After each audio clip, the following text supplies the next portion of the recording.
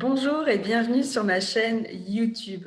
Comment une mère peut se retrouver en difficulté seule chez elle après son accouchement et ne pas se rendre compte à l'avance des effets que peut produire cette solitude. Comment une mère peut finir par se refuser des moments à elle, sous prétexte de ne pas avoir le temps, sous prétexte d'avoir d'autres priorités. Eh bien, c'est ce dont on va parler aujourd'hui avec Laure. Laure que je suis sur les réseaux. Donc, avant de la présenter, moi, je me présente, je suis Cathy, je suis psychologue et coach pour les femmes qui veulent passer de l'épuisement à l'épanouissement. J'accompagne les femmes et notamment les mères à reprendre les rênes de leur vie. Je suis aussi maman de 2 garçons. Donc, j'ai connu aussi l'épuisement maternel avec l'un d'eux. Et aujourd'hui, donc, je suis une femme beaucoup plus épanouie et c'est aussi pour ça que je propose des interviews et des accompagnements. Et enfin, je suis aussi auteure d'un livre qui s'appelle Stop au burn-out maternel, la méthode pour passer de l'épuisement à l'épanouissement. Donc aujourd'hui, je suis avec Laure Giraudet. Bonjour et merci à toi d'avoir accepté l'invitation, Laure. Bonjour, merci à toi également. Alors Laure, du coup, j'ai commencé à introduire et dire ce dont on va parler. Est-ce que tu peux tout d'abord te présenter? Alors oui, donc moi je suis Laure, j'ai 36 ans, je vis en couple et je suis maman de 3 enfants. Donc un garçon de 7 ans, une fille de 5 ans et le petit dernier, Nathanaël, qui a tout juste 2 mois. C'est ça. Voilà. Et je suis coach également, praticienne EFT et j'accompagne les mamans, les futures mamans aussi vers un mieux-être émotionnel. Oui, parce qu'on en parlait en aparté, il y a un vrai travail à faire auprès des mamans et des futures mamans. Tout à fait. Donc si on te voit te bercer, c'est parce que justement tu as ton bébé dans les bras Voilà, c'est pour ça, je danse un petit peu. pour qu'il dorme le temps que l'on discute. Tout à fait. Donc est-ce que tu peux nous parler des difficultés que tu as pu rencontrer au cours de ta maternité justement? Oui, alors j'ai 3 enfants et ça a été différent à chaque fois en fait pour les trois. Pour le premier, ça a été, on va dire, plutôt simple. J'étais une maman zen. J'avais un bébé qui pleurait pas beaucoup, qui était calme. Voilà, les premiers mois, tout s'est très bien passé.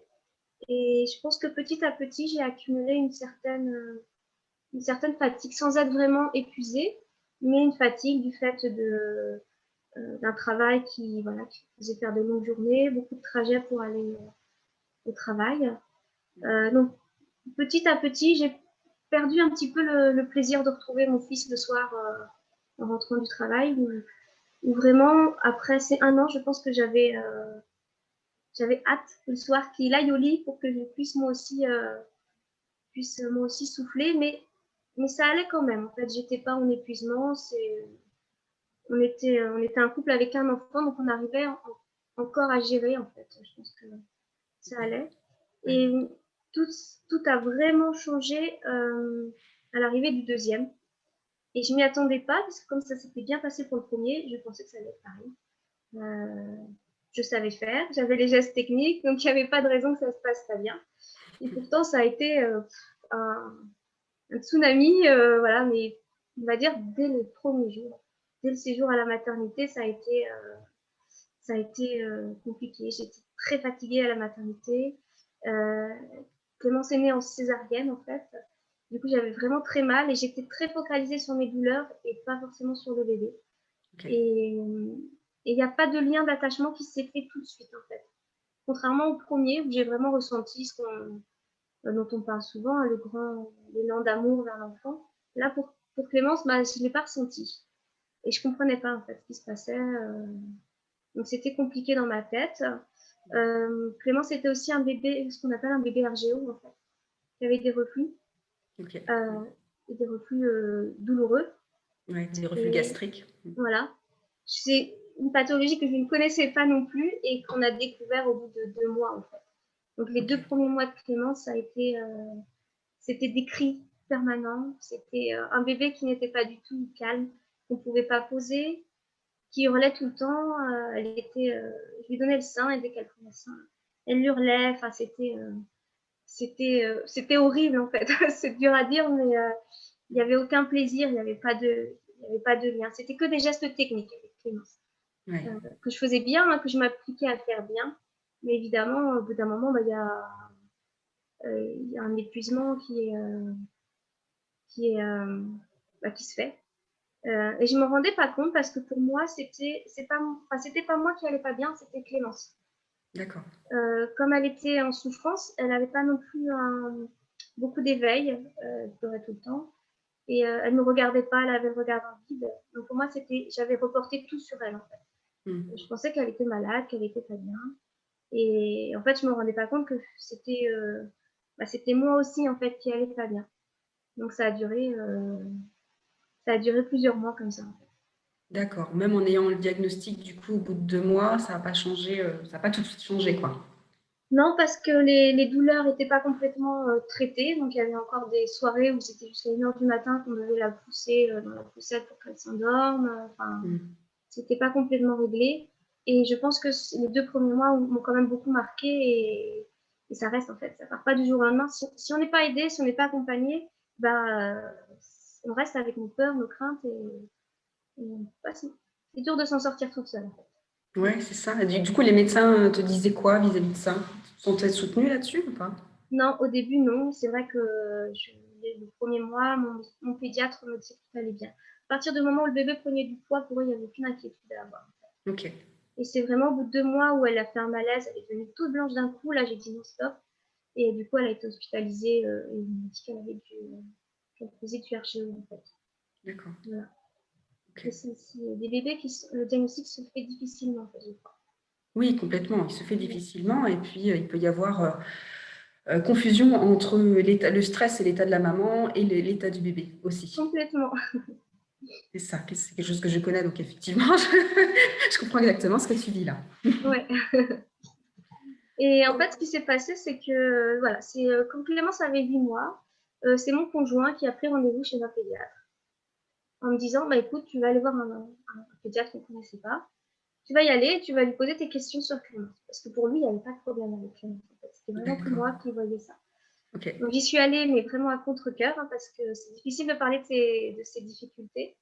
Donc j'y suis allée, j'ai tout déballé. Et donc voilà, j'étais Clémence qui allait pas bien, qui était ceci, qui était cela, enfin pas du tout moi. Hein. Et j'ai eu la chance de tomber sur une jeune pédiatre qui m'a écoutée et qui m'a dit votre fille va bien, sans le sculpter, sans rien du tout, mais vous n'allez pas bien. Donc là, je me suis dit qu'est-ce qui se passe? Pourquoi elle me dit ça? Je ne comprenais pas. Et elle m'a dit bah voilà, vous êtes vous êtes épuisé, vous faites une dépression postpartum, il faut faire quelque chose pour vous, il faut prendre soin de vous. Donc voilà, ça a été le mot a été posé en fait. Ok. Voilà. Donc à partir de là, j'ai été soulagée parce que j'ai compris que ma fille allait bien en fait. Il n'y avait pas de soucis autres que le RGO. Ok. Et ça a été vraiment, on va dire, le changement de situation. Ça n'a pas tout réglé, Mm. mais disons que ça a soulagé un petit peu les choses à ce moment-là où on a posé un mot sur ce qui se passait, sur ce que je vivais en fait, parce que vraiment je ne comprenais pas. Vu que ça s'était très bien passé pour le premier, je me reconnaissais pas en fait. Je me reconnaissais pas parce que j'étais plus du tout patiente. Je supportais pas les cris. J'avais pas ça me faisait même pas mal au cœur en fait quand elle pleurait. J'étais devenue insensible. J'avais qu'une Mm. seule envie, c'était de partir, de plus l'entendre. C'est horrible. Enfin, quand on est maman et ressentir ça, c'est dur. Mais Ouais, il y a beaucoup de ça culpabilité. ça m'agressait en fait. Voilà, je prenais pas du tout de plaisir à m'en occuper et c'était presque à regretter parfois en fait d'avoir fait ce deuxième bébé en fait. C'était difficile Mm. et, et d'avoir complètement perdu l'harmonie qu'on avait pu trouver à trois. Je lui en voulais en fait. Enfin, c'était vraiment ça. Mm. Ok, ben oui, donc effectivement, le mouvement, c'était plus facilement lui en vouloir à elle que de réfléchir à qu'est-ce qui se passe pour moi. Oui, Qu'est-ce je qui fait que je n'étais me mets pas dans cet état-là? du tout dans cette démarche en fait à me dire qu'est-ce qui n'allait pas en moi en fait. Pour moi, c'était ma fille était malade, donc c'était normal que je réagisse comme ça. À partir du moment où il y a eu la prise de conscience, qu'est-ce que ça a changé ensuite? D'ailleurs, une fois qu'il y a eu les mots posés, donc prise de conscience, tiens, je vais mal. du coup, ça a quand même changé ma relation par rapport à Clémence parce que je la voyais plus comme quelqu'un de malade, en fait. Donc, finalement, son comportement, elle a certainement ressenti ça, a tout de suite changé, en fait. C'est-à-dire qu'elle a été beaucoup plus éveillée du jour au lendemain, beaucoup plus souriante. Elle presque transformée, en fait, en peu de temps, en fait. Elle ressentait certainement mon regard sur elle, ma souffrance. Donc, elle a vraiment, la relation a changé. Et j'ai eu la chance, en fait, le hasard a fait que quelques jours après, je partais faire un stage de développement personnel, en fait, un stage pendant 3 jours. Donc, c'est pareil, c'était mon conjoint qui m'y avait inscrit. Donc, j'y suis allée aussi à contre-cœur. Mais j'y suis allée parce que je sentais que pour lui, c'était important que je le fasse, en fait. Et donc là, j'ai eu pas mal de prise de conscience et finalement, j'ai compris à ce moment-là que si je voulais que ça change, il fallait que, déjà que c'était possible et qu'il fallait que moi, je change. Okay. Voilà, ça a été ce déclic. Et suite à ça, j'ai changé, on va dire, je me suis attaquée au blog professionnel. Pour moi, c'était plus facile de commencer par là. Donc, j'ai pris la décision d'arrêter mon travail et de faire autre chose, en fait. Donc, pendant 1 an, je suis partie sur ce projet-là. C'était un projet de faire des appart-hôtels, en fait. Donc, ça m'a occupée. On va dire que ça m'a donné un nouvel élan. J'ai aussi pris la décision de faire garder mes enfants parce qu'en fait, ils n'étaient pas du tout gardés. Quand Clémence est née, j'étais tellement pas bien que je me suis disputée avec la nourrice de Malo. Et je me suis retrouvée du jour au lendemain, du coup, avec Clémence qui avait 3 mois à la maison et Malo qui avait 24 mois. Donc, voilà, donc j'avais aucun mode de garde. Donc là, je me suis dit, je ne peux plus rester 24 heures sur 24 avec eux. Il faut que je les fasse garder. Donc, ils sont allés à la crèche 2 jours par semaine. Donc, je me suis attaquée au blog professionnel et je les ai fait garder. Ce qui m'a permis d'avoir, de me libérer un petit peu, en fait, de penser un petit peu plus à moi aussi. Mais ça n'a pas été suffisant, en fait, parce que c'est revenu très vite, puisque sur ces temps de garde, je me suis rendu compte que finalement, je ne m'autorisais pas à me reposer. C'est-à-dire que je faisais le ménage, je rangeais la maison, où je travaillais, comme si j'avais besoin de me sentir utile, en fait. Je n'arrivais pas à lâcher prise, à me dire aujourd'hui tu fais rien, tu vas te promener, tu dors, je n'arrivais pas. Donc là, et tu laisses la maison comme ça. Ouais, non, je ne pouvais pas, il fallait que la maison soit toute propre. Et du coup, quand je récupérais les enfants, j'étais encore plus fatiguée, parce que j'avais passé la journée à faire plein de choses. Donc là, je me suis de nouveau épuisée. Et c'est pareil, il y a une perte de plaisir à être avec les enfants, en fait. Du coup, on les voit tellement, on est fatigué, qu'on se lève le matin, on n'a pas envie, quoi. On n'a pas envie de passer la journée avec eux. On n'a pas envie de faire d'efforts, on n'a pas envie de jouer. Et puis le moindre petit conflit ou contrariété, ça prend des proportions énormes, en fait. J'avais perdu la patience pour régler les petits soucis que peuvent avoir des enfants de cet âge-là, en fait. Ok. Donc, je me suis fait de nouveau accompagner, en fait, cette fois-ci par un coach individuellement, en fait. D'accord. Là, j'ai vraiment pris conscience qu'il était temps que j'écoute mes besoins. En fait. Ça a été vraiment la révélation. Comprendre que j'avais des besoins moi aussi, que mes enfants en avaient, mais je ne pouvais pas passer mes journées à répondre à leurs besoins sans prendre soin de moi, en fait. Et si je continuais comme ça, j'allais perdre la complicité avec mes enfants, j'allais les blesser aussi finalement. En fait, je pense que j'allais leur faire du mal, pas physiquement, mais je sais pas comment dire, mais avec des mots, on peut faire mal en fait. Et j'allais aussi me faire du mal à moi, au bout d'un moment, en étant épuisée, en étant irritée, et voilà. C'était quoi qui a été le déclic justement de te dire faut que je me fasse accompagner là? Et ça n'a pas été pour moi en fait. Encore une fois, ça a été j'ai fait appel à un coach pour avancer dans mes projets professionnels. Un autre biais. Tiens. Ouais. Et c'est là que j'ai compris en fait que de toute façon, si je voulais avancer sur mes projets pro, il fallait déjà que que moi je change en fait, encore une fois. Parce que Oui. c'est des choses que je sais, mais que de là à l'intégrer, à le mettre en œuvre, c'est plus difficile. Donc il a fallu que j'ai un deuxième rappel pour le comprendre. Et là j'ai compris vraiment en fait qu'il fallait que je change, que sinon ça allait aller trop loin en fait finalement. J'avais plus le choix. Je pense que quand j'ai compris tout ce que ça allait avoir impacté de négatif autour de moi, je me suis dit que maintenant il fallait changer. Ok, donc effectivement, il a fallu 2 rappels parce que bah, Ouais. tu n'étais pas prête, en fait, la première Non. fois. Tu avais Donc, commencé à changer des choses, mais pas suffisamment pour que ça change tout, quoi. voilà, complètement. Et puis, ça implique un sacré courage, finalement, de se dire, je dois changer ma façon d'être, de penser. Et c'est prendre des risques aussi, de se dire, je Oui. pense à moi en priorité avant de penser à mes enfants. C'est pas dans la logique des choses. Non, non, c'est la peur du regard des autres, en fait, se dire, bah, cette maman, elle va mettre ses enfants à la crèche et puis pendant ce temps-là, bah, elle va se promener au bord de la mer. Ça paraît bizarre, en fait. Ouais, ouais. Et C'est pas- finalement, bah, voilà, les mamans, elles ont besoin de ça aussi. On n'est pas que des mamans. C'est pour le bien-être de l'enfant. C'est ça que j'ai compris, en fait. ouais. C'est pas de l'égoïsme, en fait, c'est le faire pour les enfants. Ouais.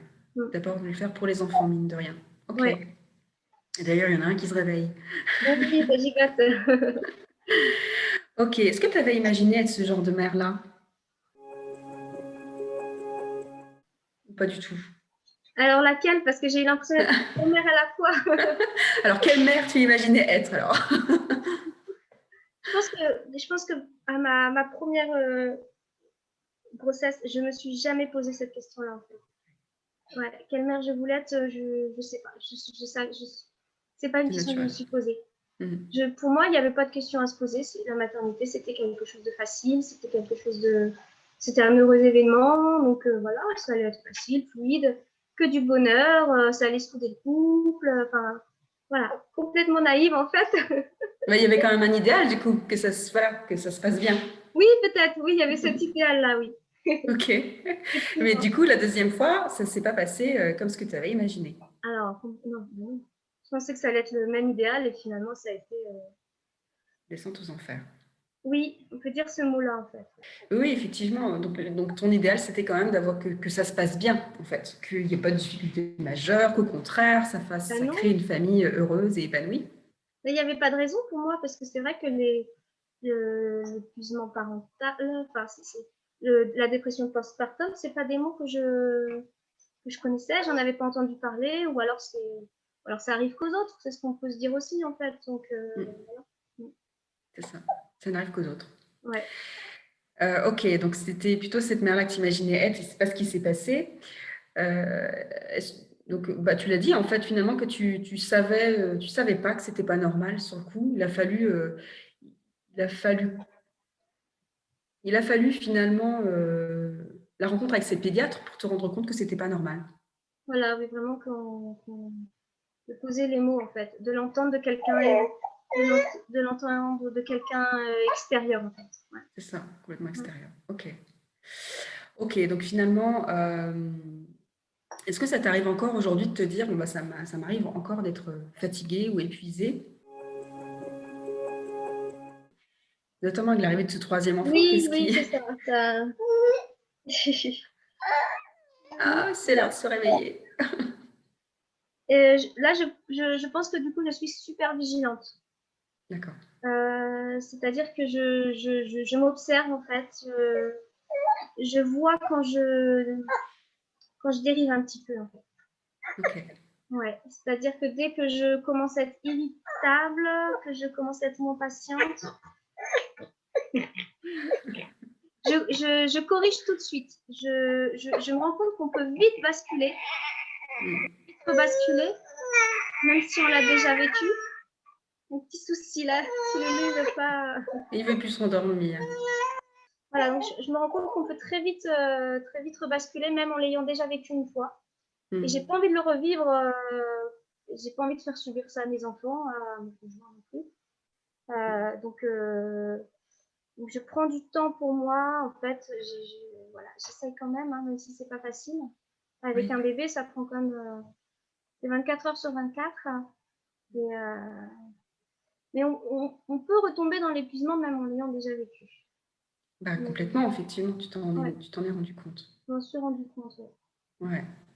Et du coup, qu'est-ce que tu as changé aujourd'hui qui te permet de te dire, bon, bah, maintenant j'ai les clés pour ne plus retomber dedans,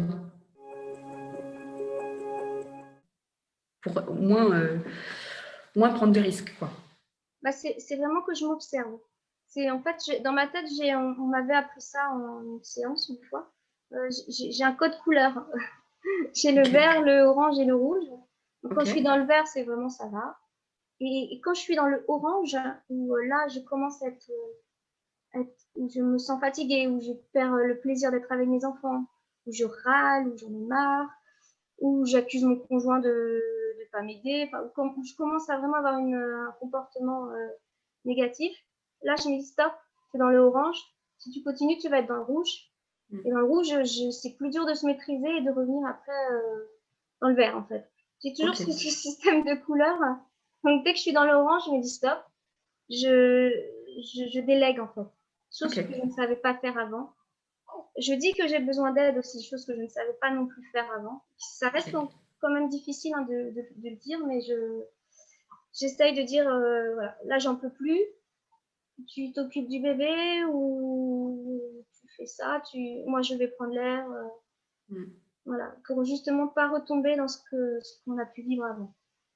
C'est ça, il y Ouais. a plus de bénéfices à demander de l'aide, même si c'est pas facile. C'est plus bénéfique que de ne pas demander d'aide, Exactement, que de voilà. jouer à la femme forte. C'est ça. J'étais très forte pour le faire avant, ça aussi. Et maintenant, je me suis rendu compte que finalement, c'était nuisible en fait. C'est ça. Ça marche dans d'autres domaines à la rigueur, mais et encore, et encore. Mais dans la parentalité, on ne peut pas faire semblant, en fait. Ouais, exactement. Voilà. Ok. Et aujourd'hui, tu te décrirais comment? Quelle mère es-tu? Quelle femme Euh, es-tu? je pense que j'essaye d'être une mère bienveillante en fait, à la fois envers moi-même, donc ne pas me juger, voilà, si la maison elle est pas au top, si j'ai crié un peu trop fort au départ le matin à l'école, bah, je vais pas m'en vouloir toute la journée en fait. Hmm. J'essaye vraiment de me dire bah tu as fait de ton mieux et voilà, j'essaye d'être bienveillante envers moi-même et envers mes enfants aussi, d'être moins exigeante, d'être plus à leur écoute, d'accepter qu'eux aussi bah, ils ont leurs humeurs, ils ont leurs émotions et voilà, on essaye de mettre plus de bienveillance dans la maison en fait. Ok, d'accord. Pour terminer, si tu avais des conseils à donner justement aux femmes qui se reconnaissent là dans ce que tu as décrit, est-ce que tu en as des conseils Bah, de pas s'en vouloir en fait si ça arrive, parce qu'on n'en parle tellement pas de ça que quand ça nous arrive, on a un peu honte en fait, parce qu'on n'ose pas dire qu'on en a marre de nos enfants, qu'on est fatigué, qu'on ne prend pas de plaisir à être avec eux, ou qu'on n'a pas d'attachement en fait, parce que ça peut arriver ça aussi à la naissance, ça vient plus Hmm. tard, c'est pas forcément inné. Hmm. Donc de ne pas culpabiliser, de ne pas se replier sur soi aussi, se faire aider, ça existe en fait. Voilà, la maternité, c'est pas tout rose, ça fait partie. L'épuisement, la fatigue, les pleurs des mamans aussi, ça fait partie de tout ça. Et il faut pas culpabiliser, en fait. Je pense que c'est important. Ok. Ouais. Eh ben, super, voilà, c'est le bon moment pour s'arrêter. Ouais.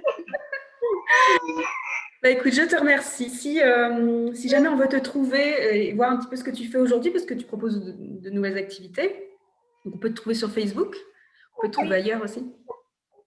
oui, oui, sur Facebook, ma page Facebook. Ouais. Ok, donc je mettrai le lien.